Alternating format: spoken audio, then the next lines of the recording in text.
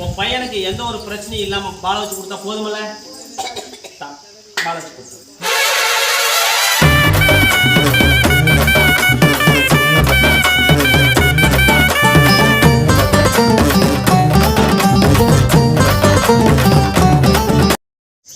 கருப்பசாமி.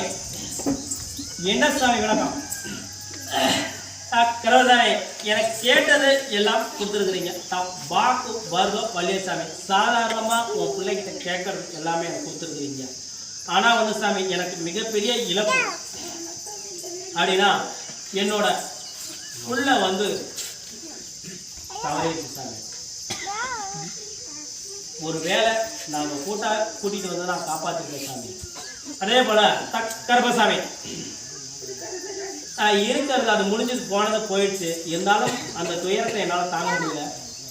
இருக்கிற என் பையன் இன்னொரு பொண்ணு, அதுக்காவது எதுவும் ஆகாமல் பார்த்துக்கணும் சாமி. ஏன்னா இதுக்கு மேலே தாங்கக்கூடிய சக்தி எனக்கு இல்லை சாமி. இல்லையா? எனக்கு தாங்கக்கூடிய சக்தி இல்லை. கருப்பசாமி, உங்ககிட்ட நான் மண்டியிட்டு வேண்டுன வேண்டுதல் ஒவ்வொன்றும் பொய்யா போனதா சரித்திரல்ல. முதல்ல உங்களிடம் நான் வாக்குக்கு வந்த போது என்னிடம் 5 பைசா பணம் காசு எதுவுமே இல்லை.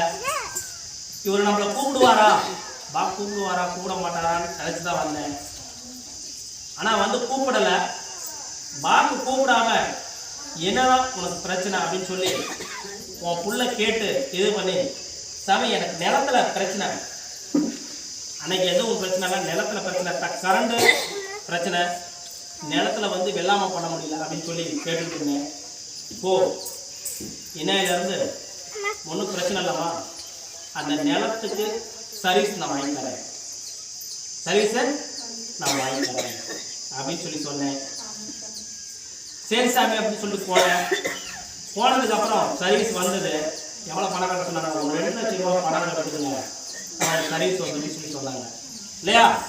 அப்படி சொல்லும் போது, சாமி நான் ஏழை, நான் இல்லாமப்பட்டவன், எனக்கு யாரும் துணை இல்லை, என் பிள்ளைக்கு யாரும் துணை இல்லை, தான் கையை கொண்டு தான் கரணம் பாயணும். அப்படிங்கும் போது 2 லட்சம் ரூபாய் எனக்கு கட்டக்கூடிய வசதி இல்லை சாமி. ஆனால் எனக்கு கரண்ட் வேணும், என்ன பண்ணுறது தெரியல சாமி அப்படின்னு சொல்லி என்ன போகணும் இல்லையா? சரி, ஒன்றும் பயப்படாது, யாரும் இல்லைன்னு நீ சொல்லாது.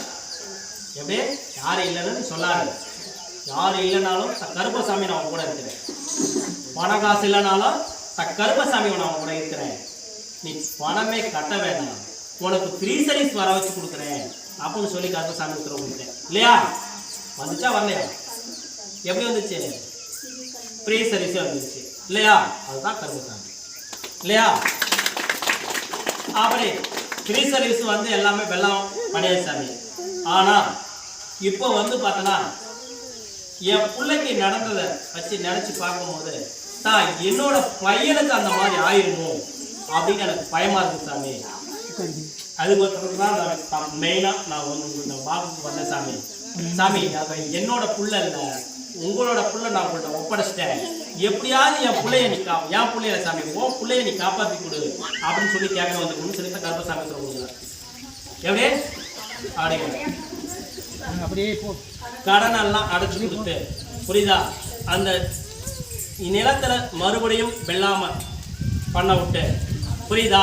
உன் பையனுக்கு எந்த ஒரு பிரச்சனையும் இல்லாம பால வச்சு கொடுத்தா போதுமில்ல? பால வச்சு கொடுத்து